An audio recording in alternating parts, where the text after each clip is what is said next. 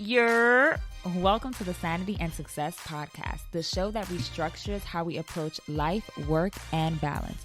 It is time we erase unrealistic expectations that keep powerhouses like you playing small. I'm your girl, Emmelie and together we'll find and preserve your peace while you stack this paper and live on purpose. Let's get it popping. If one of the things that you want to focus on in the new year is hiring, delegating your marketing, outsourcing content creation, social media, emails, ads, all of those things that don't allow you to operate as a CEO, this episode is for you. What I've noticed throughout my career is that a lot of entrepreneurs have this dream of hiring and building a team. And we think that the only thing that we need to have in place in order to hire people is being able to afford them. But nobody talks about what outside of money and capital will set you up for success when you're hiring a team.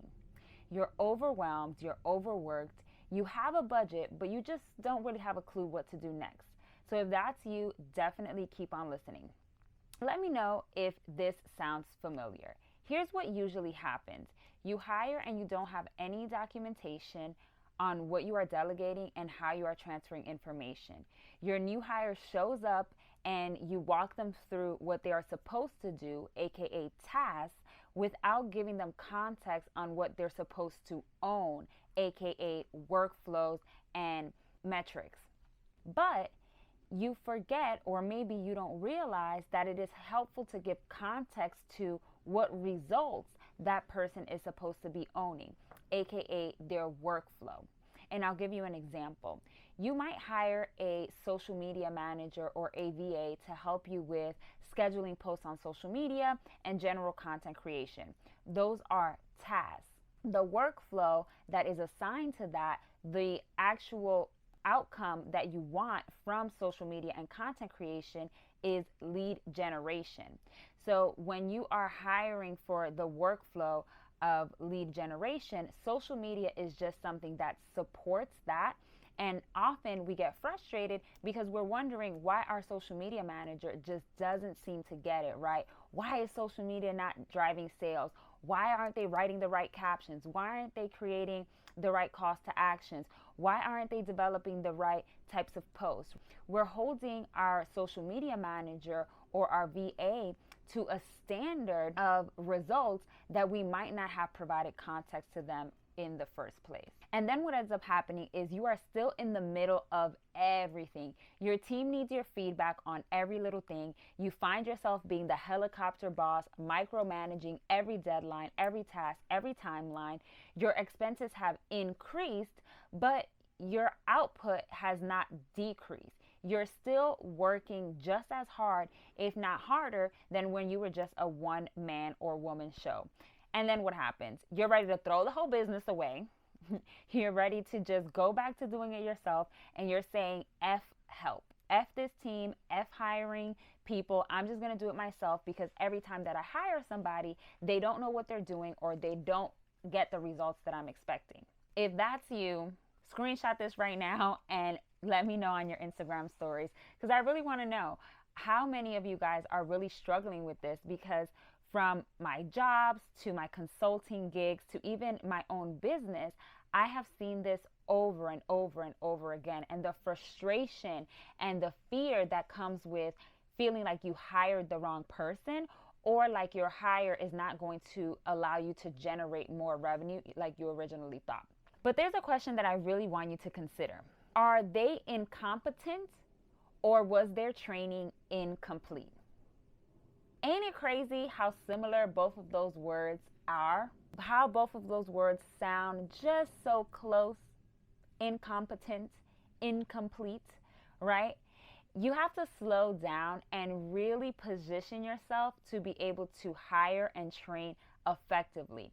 When you're delegating something that is supposed to be revenue generating, like marketing, it is not just enough for you to delegate tasks and outsource things to do. You really want to hire people that can think, and can create strategies and work independently in order to be able to execute upon the result that you hired them for. In order to do that, you're going to need 3 of these non-negotiables before you outsource or delegate your marketing.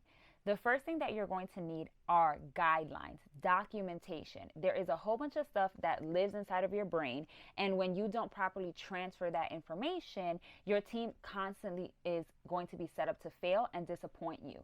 You're expecting that your unconscious intelligence and your unconscious knowledge around your business, around your customer, is going to be something that's easily transferable to an expert or to somebody who is qualified. But in reality, it's your job to make sure that you are documenting and extracting the information so you can empower your team to work independently. Once you have all of these things documented, your team is not going to be constantly coming to you for feedback or approval because they'll have these documents to look at. All right. So the guidelines that you want to consider are: first, a brand voice guideline. Do you have an exact way that you are meant to communicate with your customer? Do you have outlined the tone of voice? Do you have outlined your brand personality? Do you have outlined how you communicate certain things? Any vocabulary that you want to include or stay away from? All of those things should be included in your brand guidelines, so that way when you hire anyone that has to touch copy or any type of written communication or verbal communication that is going to be to your customer, you will make sure that it is the same across the board. If you don't have that, you're leaving it up to chance and hoping and wishing and praying that your social media manager is going to capture your brand voice, that your copywriter is going to magically figure it out.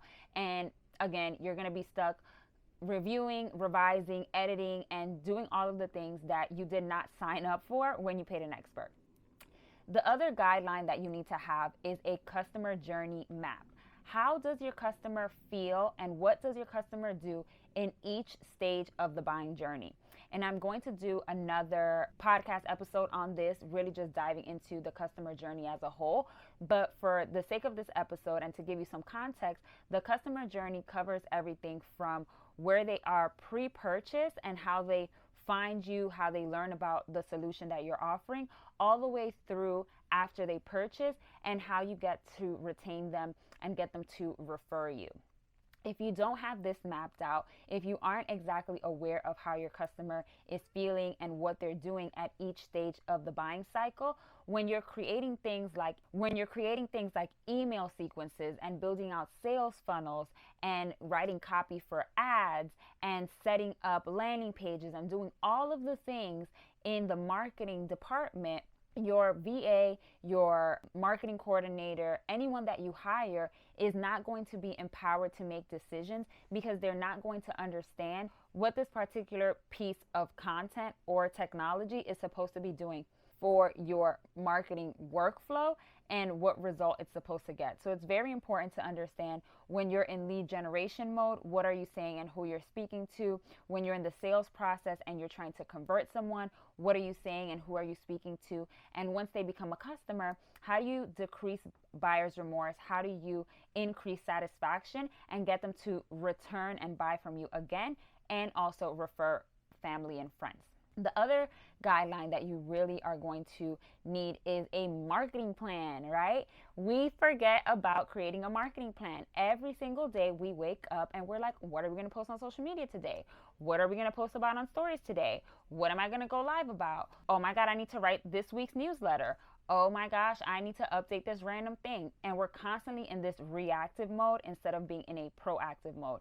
So having a marketing plan that contains your 12-month outline of campaigns, promotions, and thematic focuses for the year, you won't be constantly second guessing and you'll be able to get ahead of your marketing because you will be working off a pre-planned and pre-documented strategy and not just something that you're making up day to day. The next thing that you want to make sure that you have in place before you delegate or you outsource is making sure that you have a vision for your business. And you're probably like, girl, I have a vision for my business. I'm the CEO. That's really cute and that's really wonderful. But oftentimes, what happens is when we hire a marketing manager, we often stop leading and we try to delegate the making of decisions, and we try to outsource the planning and strategy of our business instead of us making sure that we are giving context and providing clear direction around the vision, the mission of the company, what we know about our target customer, and how we are going to be leading our teams to a specific result. If you are expecting to just hire somebody, give them a paycheck, and expect for them to just be able to get it all done magically and autonomously, you're going to be highly mistaken. Highly mistaken. We decide, okay, I'm going to stop leading and I'm going to stop making decisions because I hired this marketing person, and they're going to decide what the strategy is and they're going to decide what we need to do, when that person 9 times out of 10 does not know the business better than you, right? They just came in. So they're not going to have the context or the foresight to be able to develop a strategy that's going to be effective if you do not provide them with the vision and the context that they need to move forward. Do you delegate what needs to be done, or did you delegate the decisions in your business? And this is super, super duper important. If you don't know what you want your business to look and feel like in the next year, if you have no idea what your 12-month plan is looking like, if you have no idea what marketing channels you want to explore, if you have no idea about your target customer, if you're really just an executor in your business and you don't learn how to be a visionary in the CEO role, it's going to be really, really, really hard for you to lead your team and push them forward, because it's going to be the blind leading the blind. Okay, let's keep it real. You don't know what's going on, they don't know what's going on, and now y'all looking at each other like the Spider-Man meme or like the Diddy gif, where y'all just looking back and forth at each other trying to figure out who knows what's going on. So it's super duper important, again, for the millionth time that I've mentioned this on this episode, that you don't just delegate tasks or just delegate decisions and expect that the person that you hire is going to solve all of your problems. It's your job as the CEO and the leader of the company to provide context to the vision and provide guidelines that they can execute against. The last non-negotiable is having very, very clear key performance indicators, aka KPIs, and developed way to report metrics. If you do not have a weekly, monthly, quarterly cadence of metrics, if you don't have what I call a CEO dashboard, and I teach to my clients in my program to create, you're going to be driving blindly. You're not going to know how to, again, lead your company, how to make decisions, because you don't know where you stand. You don't know what you need to focus on, or, what needs to be prioritized in a specific moment. And to give you an example, one of the clients that I had in my program mentioned that she really wanted to hire a social media manager. And when I asked her how was she getting the most sales, and when we looked at her numbers, most of her social media followers aren't her ideal customer. She gets her ideal customers mostly from referrals. So that tells me that the people who are currently following her on social media are not her ideal customer. So hiring a social media manager and spending money to keep talking and creating content to the people who are not qualified that already follow her is a waste of money. She doesn't need content to nurture the people that already follow her on social media.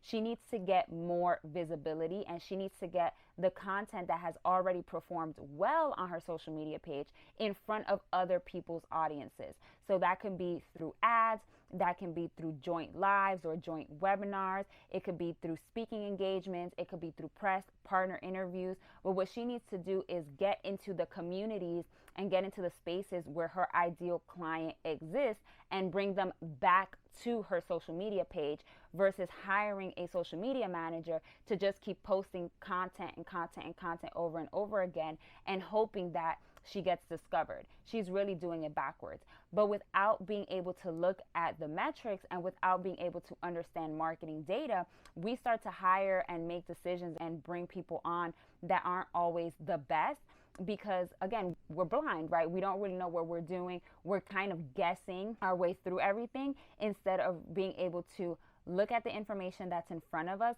and make the best decision to fill the gaps that are most urgent in our business.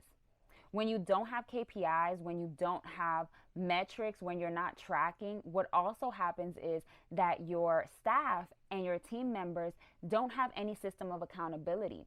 If you hire somebody to manage the lead generation workflow, but you're not tracking how many leads you get every week or every month, how are you going to know if that person is doing a good job or not? How are you going to know if you need to go harder in one area or pull back resources on another area? If you don't know what your traffic is, for example, and how that drives conversions, you're not going to know if you need to spend money on ads, focus on organic, get on Pinterest, boost your SEO, start a YouTube channel. You won't know what to do if you're not directly assessing what it is that is going on in your business and what you need to do next. So these are just 3 of the non-negotiables that you need to have in your business before you outsource or delegate. So you need to have guidelines like your customer journey map, your brand voice, and your marketing plan.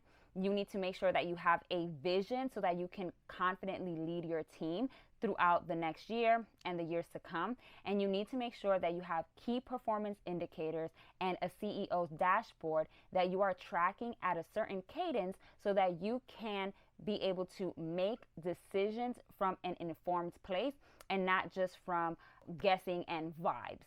A lot of people are running their businesses off good luck, vibes, and Instagram lives, and that is great and that is wonderful, and I applaud you. However, when you want to scale and when you want to move into CEO mode and you want to get out of the day-to-day marketing of your business, being in a reactive state is no longer going to be sustainable. You need to start to get proactive and start to lead your team from a place of vision and data so that you can get things done, anticipate what's coming, and pivot successfully without getting burnt out. Now, I know I've been preaching up on here for almost 20 minutes now, so I want to know from you, what is it that is stopping you from being able to delegate and outsource? Is it the documentation? Is it not having KPIs? Or is it you not actually being clear on your vision because you haven't been able to slow down to actually think?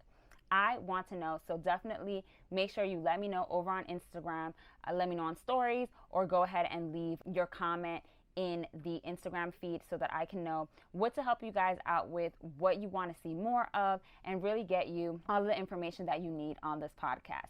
And if you're looking to outsource and delegate in the new year, I invite you to apply to work with us over at oneDayCMO.com. Again, that's oneDayCMO.com. We'll link it down in the show notes. We are taking on new clients, so make sure that you shoot over your application. We will get on an enrollment call and make sure that we are the best fit for one another. And then we'll move forward into 2022 without being stressed, without being overworked, without being confused, and most importantly, without wasting our money on the wrong hires or ineffective teams. I look forward to seeing y'all on the next one. Bye, y'all. I'm so grateful that you hung out with me today. Make sure you follow us so you don't miss an episode, and do me a huge favor. Please rate and review on Apple Podcasts. I want to hear from you. And if you're ready to start thinking differently, head over to sanityandsuccess.com for a free mindset challenge. I'll see you on the next one.